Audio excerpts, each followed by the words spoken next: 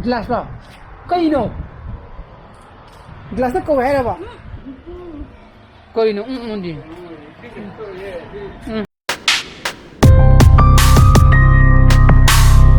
Good morning guys, welcome back to my channel. Man, my way na kali. Vaccination की मात्रा में जो सही प्लान पाने से इफुम मरी की vaccination की से walking vaccination जी यार भी ना हाई रिपोर्ट तो ना कोविड हाई पोर्टल तो दा वही मो register हम तो को तो लेना हाई रिपोर्ट तो ना ऐसी तो उधर ये कोविड जैसी अगर ना तो संगत आ रहे मैंने खलो ना मंडी को मतलब कि तोरा काफू गया ना खान बको तोरा को इबी हो गया को अदुगा रंग नुपी मसागी जेगा तोने अब तो इन्हें नी की डेट 7 है तना मधु बानंग रंग डेट 7 न थी ने तेनो मा हायरम बनी तो नरंग दे अंगांगी मेता ते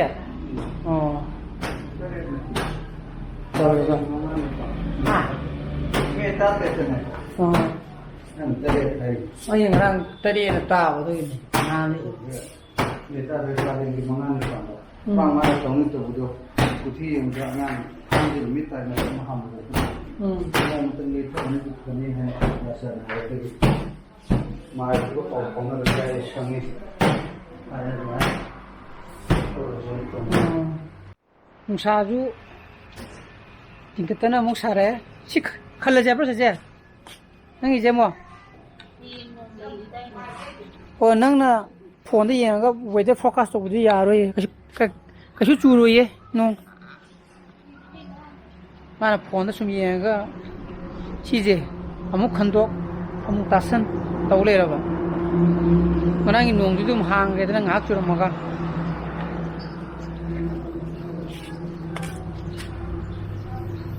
post adring chije kai minge ba chije chilei ja dalia ai khang di jang chilei singrang salau da bane ba amuk sa lei me tharo jing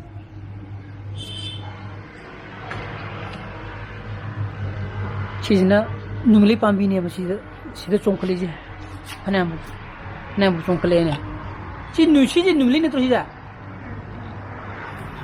anam bu chongkhle ne 시그듬 만드레 시디 나트라 도 원랑이 농도는 시디 싱 코코코팡 마야마디 야슬로레 보고 싱 땡 시기 땡 시가 버터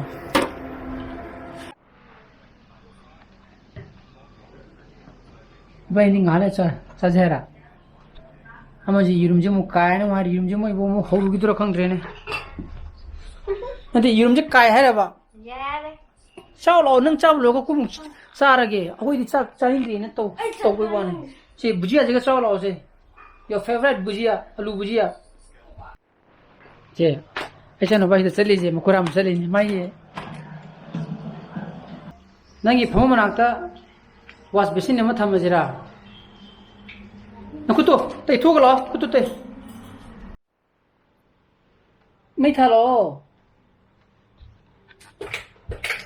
좀 mai cha ni chena pang ngori joro ba haji pung hom ta dure bako ngasai pung bor ma khai digi iru jani na ma giza di sing thajang gram he si dum koche chatnen de deji ado mai jingrang body workout khara to guri bako anu khara hapsul lui ba thaken ga san da no thaken ju khara na re thaken ni ju du si na action pareng ni ji si ju khara na ngang khara step sanini khara sani bako nongara buta khara na le Jadi nahan bagai jadi ko, matam jam patre. Iru jara daro. Kaya gini pun tara jadi.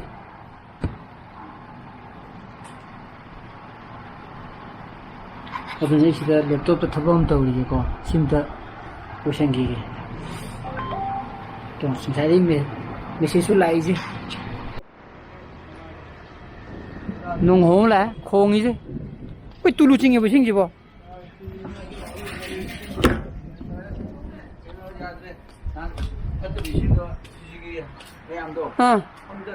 또 cây nuôi rất là cái này nuôi xem, hay dùng pung kia ta, ꯄꯨꯡ 8:30 ꯐꯥꯎꯗ ꯂꯥꯛꯑꯣ ꯍꯥꯏ ꯂꯥꯛꯀꯦ ꯍꯥꯏꯕꯅꯤ ꯑꯗꯨꯗꯤ ꯃꯗꯨ ꯃꯥꯡꯗ ꯃꯈꯥꯗ ꯀꯨꯝꯃꯒ ꯒ꯭ꯂꯥꯁ ꯕꯅꯤꯅ ꯂꯤꯁꯤꯡꯗꯣ ꯑꯗꯨꯅꯦ ꯎꯝ ꯍꯧꯖꯤꯛ ꯃꯣꯏꯅ ꯑꯗꯨ ꯄꯩꯁꯥꯗꯤ 1,900 ꯅꯠꯇ꯭ꯔꯗꯤ ꯌꯥꯗ꯭ꯔꯦ ꯑꯐꯕꯗꯣ ꯍꯣꯏ ꯑꯐꯕ ꯄꯨꯔꯛꯑꯣ ꯑꯗꯣ 1,900ꯗꯣ ꯑꯩ 9,700 ꯐꯥꯎꯗ ꯄꯤꯕꯤꯔꯣ ꯍꯧꯖꯤꯛ ꯄꯣꯠꯁꯦ ꯅꯍꯥꯟꯃꯨꯛꯀꯤ ꯐꯠꯇꯤ ꯂꯩ ꯈꯪꯉꯦ ꯅꯍꯥꯟꯗꯤ ꯐꯠꯇꯦꯗ ꯅꯍꯥꯟ ꯏꯁꯤꯡꯗꯨꯗꯤ ꯌꯥꯗꯦꯕ ꯑꯗꯨ ꯂꯤꯁꯤꯡ ꯑꯣꯏꯗꯤ ꯇꯜꯂꯦ ꯑꯗꯨ ꯅꯪꯅ ꯂꯩꯇꯦ ꯍꯥꯏꯔꯒꯗꯤ ꯑꯩꯁꯨ ꯑꯃ ꯇꯧꯒꯦ ꯀꯩ ꯍꯥꯞꯄꯤꯅꯣ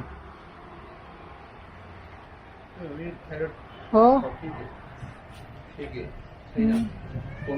ꯑꯗꯨꯅ ꯍꯌꯦꯡ ꯏꯁꯤꯡ ꯂꯥꯛꯀꯗꯕꯀꯣ ꯑꯗꯨꯅ ꯃꯣꯏ ꯅꯍꯥꯟ ꯃꯃꯥꯡ ꯊꯥ ꯏꯁꯤꯡꯗꯣ ꯈꯔ ꯐꯠꯇꯕꯅꯦꯕꯀꯣ ꯈꯖꯤꯛ ꯈꯔꯒ ꯐꯠꯇꯕ ꯖꯥꯠ ꯅꯠꯇꯦꯀꯣ ꯑꯗꯨꯅ ꯃꯈꯥꯗ ꯂꯣꯡ ꯐꯝꯖꯔꯒ ꯂꯩꯔꯦꯕ ꯇꯦꯡꯀꯤ ꯃꯈꯥꯗ ꯑꯗꯨ ꯀꯨꯝꯃꯒ ꯀꯅꯥꯅꯣ ꯒ꯭ꯂꯥꯁꯂꯣ ꯀꯩꯅꯣ ꯒ꯭ꯂꯥꯁꯇ ꯀꯧꯋꯦ ꯍꯥꯏꯔꯕ ꯀꯔꯤꯅꯣ ꯎꯟꯗꯤ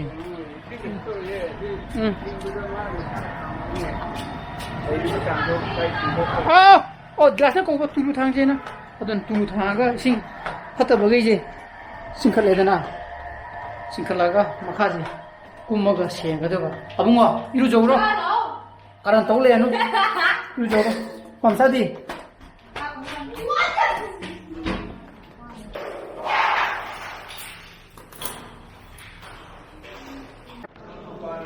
ꯇꯧꯔꯗꯤ ꯏꯁꯤꯡ ꯈꯛꯀꯤꯅ ꯍꯥꯟꯅꯤ ꯀꯥꯞꯁꯤꯟꯕ ꯉꯝꯗꯕꯅꯦꯕ ꯊꯨꯅ ꯏꯁꯤꯡꯗꯣ ꯑꯁꯣꯝꯗ ꯏꯁꯤꯡꯗꯣ ꯀꯪꯅ ꯇꯩꯊꯣꯛꯄ ꯂꯣꯏꯔꯦ ꯍꯥꯏꯇꯥꯔꯦ ꯄꯥꯝꯗꯤ ꯀꯥꯔ ꯄꯥꯝꯕꯗꯤ ꯉꯝꯗꯕꯅꯦꯕ ꯇꯣꯂꯨꯅ ꯍꯥꯜꯂꯛꯄꯅꯦꯕ ꯑꯗꯨ ꯕꯥꯇꯤꯟ ꯑꯃ ꯇꯧꯔꯒ ꯑꯗꯨꯃꯨꯛ ꯇꯧꯗꯗꯤ ꯌꯥꯔꯦ ꯑꯩꯁꯨ ꯀꯨꯝꯃꯣꯔꯣ 이번이 꿈먹어 이싱도 난 같아나 바티 나마 또 우디 바니 꿈먹어 바티니 또 사서 다섯 만 바니에서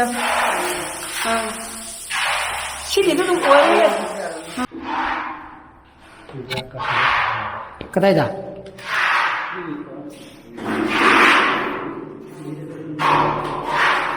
여우들이에 징어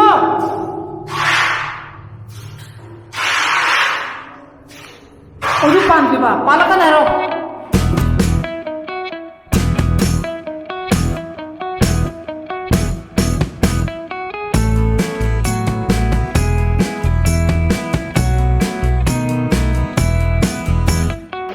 이거 합이지. 만약 합도 돼야 돼. 이거. 신기 양이 야우면 징거도 감들이라고 하고. kumose wala ba? Singi kumose. Tulungan cingguya kaya ko. Singi magtram nila. Doon na yung katakala ya. Kaya napatin tao ba? Ikala na ba yung hay? Ito ko daw. Pero isinga pa ba kaya pero oren last ta.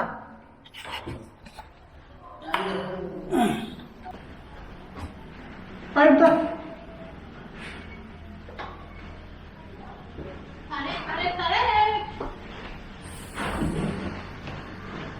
Mijong ka ko. Chan ka tra? Chan ka tra?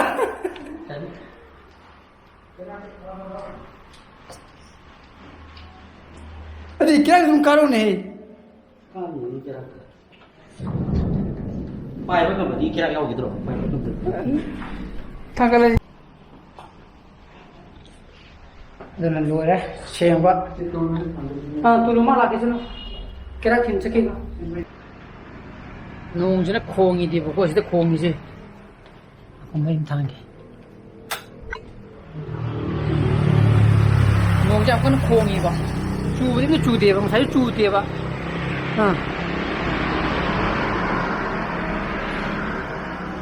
어디 가고 어디 주래. 냠 까는 주대 봐. 사실 좀 레이도 뭐 반은 다 먹으래. 농 주네나. 주드래 좀. 따라키드래. 치기 이 로소 보자. 맞다. 클래치디.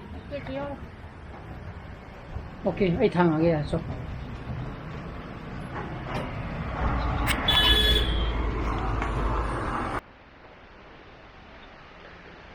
농중어 사이디 콩이도 사이디 콩 내려봐. 주부도 중주 주로 그래. 어디 갔다. 그거 티리 주래보고. 사이디 탑 돌아도 또 그래 본 농지죠. 또 이렇게 가 틸틸이 줄이지 신했다 나와. 주에게 점점 줄어. 주로 이거는 또 오선 탑 돌려려 본 농주. 집보 그러지 마. ꯅꯪꯗꯤ ꯒꯝꯂꯥ ꯁꯤꯟꯒꯦ ꯍꯥꯏꯔꯣ ꯀꯩꯗꯧꯒꯦ ꯍꯥꯏꯅꯣ ꯁꯤꯒꯤ ꯒꯝꯂꯥꯁꯤꯅ ꯀꯔꯤ ꯑꯃꯨꯛ ꯁꯤꯖꯤꯟꯅꯗꯣꯏꯕ ꯑꯣ ꯁꯤꯒꯤ ꯒꯝꯂꯥꯁꯦ ꯑꯣ ꯁꯤꯒꯤ ꯂꯩꯁꯦ ꯒꯝꯂꯥ ꯑꯆꯧꯕꯗ ꯍꯣꯡꯗꯣꯛꯀꯦ ꯍꯥꯏꯕ ꯋꯥꯅꯦꯕ ꯅꯈꯨꯠꯇꯣ ꯌꯥꯝ ꯀꯟꯅ ꯌꯨꯁ ꯇꯧꯕꯤꯔꯨꯅꯨꯀꯣ ꯑꯃꯨꯛꯅꯦ ꯍꯣꯔꯦꯟꯅꯦ ꯆꯦꯒ ꯑꯃꯨꯛ ꯍꯥꯏꯔꯛꯀꯅꯨ ꯍꯥꯏꯁꯦ ꯇꯧꯔꯨꯒꯤꯅꯨꯗ ꯅꯠꯇ꯭ꯔꯒꯅ ꯑꯩꯅ ꯑꯣꯏꯅ ꯍꯣꯡꯗꯣꯛꯑꯣ ꯍꯥꯏꯕ꯭ꯔꯣ ꯍꯥ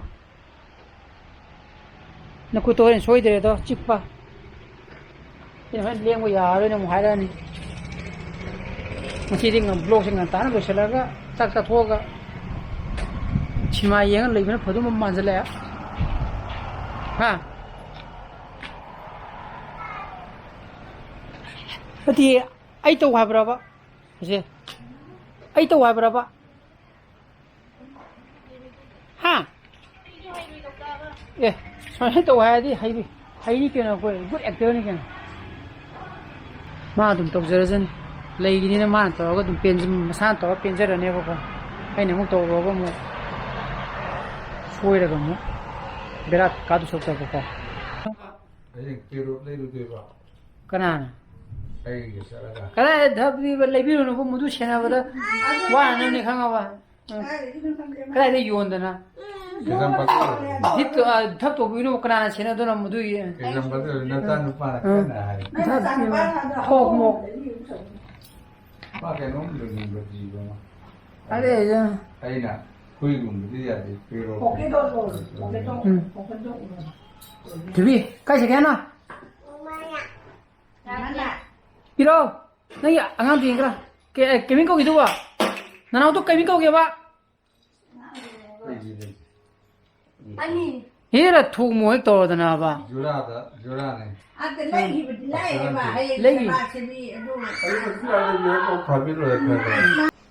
ꯂꯨꯄꯥ ꯀꯌꯥ ꯄꯤꯔꯤꯕ ꯌꯥꯝ ꯆꯥꯕꯅꯦ ꯖꯨꯔꯥꯗꯨꯗ ꯑꯁꯇ꯭ꯔꯦꯂꯤꯌꯥꯟ ꯄꯦꯔꯣꯠꯅꯦ ꯂꯨꯄꯥ 500 ꯅꯤꯐꯨ ꯑꯣꯏꯕ 500 ꯐꯣꯟꯗꯣ ꯀꯌꯥꯝ ꯄꯤ 550 ꯄꯤꯕ ꯂꯩꯌꯦ ꯑꯩ ꯃꯆꯤꯟꯖꯥꯛꯇꯣ ꯀꯃꯥꯏꯅ ꯇꯧꯋꯤ ꯑꯩꯈꯣꯏ ꯆꯦꯡ ꯄꯤꯖꯕ ꯌꯥꯕ꯭ꯔꯥ ꯑꯗꯨꯗꯤ ꯌꯥꯗꯦ ꯑꯗꯨ ꯇꯨꯡꯒꯟꯗꯦ ꯃꯣꯏ ꯕꯖ꯭ꯔꯥꯗ ꯄꯤꯖꯒꯗꯕꯅꯤ ꯑꯩ ꯐꯣꯟ ꯇꯧꯔꯦ ꯑꯦꯛꯖꯥꯝꯄꯜ ꯂꯩ ꯚꯤꯗꯤꯑꯣ ꯆꯪꯖꯔꯦ ꯃꯥ ꯌꯨꯇ꯭ꯌꯨꯕꯀ ꯐꯥꯛꯇꯅ ꯊꯤꯗꯅ ꯊꯨꯕꯤ ꯅꯪ ꯄꯦꯔꯠ ꯍꯥꯏꯁꯦ ꯈꯪꯕ꯭ꯔꯥ ꯄꯦꯔꯠ ꯍꯥꯏꯁꯦ ꯀꯩꯅꯣ ꯈꯪꯕ꯭ꯔꯥ ꯄꯦꯔꯠ ꯍꯥꯏꯁꯦ ꯀꯩꯅꯣꯕ ꯂꯣꯏꯔ ꯌꯦꯡꯉ ꯌꯥꯗ꯭ꯔꯒ ꯅꯪ ꯃꯌꯥꯝ ꯑꯃꯨꯛꯇ ꯇꯤꯡꯖꯈ꯭ꯔꯣ ꯀꯣꯛ ꯊꯥꯗꯣꯛꯄꯤꯔ ꯑꯩꯅ ꯁꯨꯃꯥꯏꯅ ꯑꯅꯧꯕꯒ ꯁꯦꯜꯐꯤ ꯑꯃꯇ ꯀꯥꯞꯀꯦ ꯇꯧꯕ ꯑꯩ ꯅꯨꯄꯤ ꯆꯪꯉꯦ ꯑꯗꯨꯒ ꯑꯩꯁꯦ ꯉꯥꯎꯗꯣꯏꯅꯦ ꯏꯆꯥꯅꯨꯄꯥ ꯇꯝꯃꯤ ꯅꯠꯇꯦ ꯑꯩ ꯉꯥꯎꯕꯗꯤꯌꯦ ꯃꯄꯨꯒ ꯃꯄꯥꯅꯤ ꯀꯔꯤ ꯄ꯭ꯂꯥꯟ ꯁꯤꯜꯂꯝꯃꯤ ꯈꯪꯉꯣ ꯁꯤꯁꯦ ꯍꯥ ꯄꯦꯔꯠ ꯂꯩꯅꯦ ꯇꯧꯔꯝꯃꯤꯖꯨꯔꯣꯕ ꯃꯄꯨꯗ ꯃꯥꯅ ꯒꯤꯒꯤ ꯇꯛꯑꯒ ꯇꯨ ꯄꯦꯌꯔꯗ ꯂꯨꯄꯥ 500 ꯂꯩꯇꯨꯔꯦꯕ ꯑꯗꯣ ꯅꯪ ꯃꯆꯤꯟꯖꯥꯛꯇꯣ ꯀꯅꯥꯅ ꯊꯥꯗꯣꯏꯅꯣ ꯅꯪꯕꯨ ꯊꯥꯗꯣꯏꯔꯅꯦ ꯅꯪꯕꯨ ꯌꯦꯡꯒꯗ꯭ꯔꯅꯦ ꯄꯦꯔꯠꯇꯨꯕꯣ ꯅꯪꯅ ꯄꯨꯒꯦ ꯄꯣꯔꯛꯑꯒ ꯁꯤꯗ ꯍꯥ ꯀꯔꯤ ꯍꯥꯏꯔꯛꯑꯣ ꯀꯔꯝ ꯀꯥꯟꯗ ꯂꯩꯅꯦꯅꯣ ꯍꯧꯖꯤꯛꯇꯤ ꯂꯣꯛꯗꯥꯎꯟ ꯂꯩꯔꯤ ꯍꯌꯦꯡ ꯂꯩꯕ ꯌꯥꯔꯣꯏꯗ ꯄꯨꯄꯨꯅ ꯆꯠꯄ ꯌꯥꯔꯣꯏ ꯒꯥꯔꯤ ꯊꯤꯡꯉꯦ ꯂꯣꯛꯗꯥꯎꯟ ꯂꯩꯔꯤꯁꯤꯗꯤ ꯌꯥꯔꯣꯏ ꯄꯨꯄꯨꯅꯦ ꯍꯧꯖꯤꯛ ꯄꯦꯔꯠ ꯅꯨꯡ ꯌꯣꯟꯕ ꯃꯇꯝ ꯅꯠꯇꯦ ꯍꯧꯖꯤꯛ ꯂꯣꯛꯗꯥꯎꯟ ꯂꯩꯁꯤꯗꯤ ꯃꯣꯏ ꯍꯥꯏꯅꯩꯁꯤꯗꯤ ꯉꯁꯥꯏꯁꯨ ꯐꯣꯟ ꯇꯧꯗ꯭ꯔꯤꯉꯩ ꯑꯗꯨꯗ hãy mà kia apa tầm rồi apa matanda ahing do yen challo jode hãy chết rồi oh masai na habu literature sasi akoi na class 10 ka badre kenmo tam khide nong nang churo khidre habu kenoma chumra ha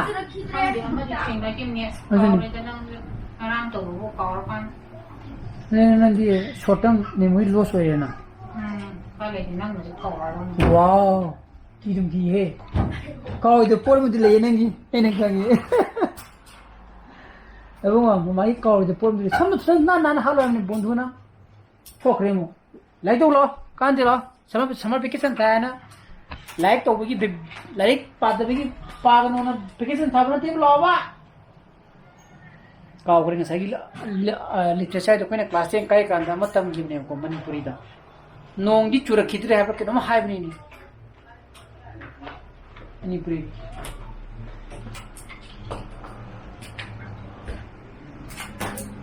पहले चले सी थो सकनी कुरान चले सी थो सकनी Bashim the night ong be the I tried this time like I see the boy did up.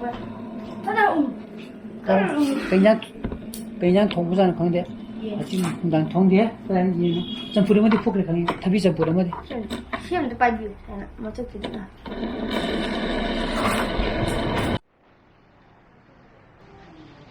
aduna ngasi gi blogs di matan jitro sanjarage agi blogs pa mi thogadi like to biromo share to bio anu views we will subscribe to biromo ko ngi sana buzele bio so please be safe and be healthy bye bye good night bye bye nong ji khar chu di nga ga de me tu mo ko pu ju ko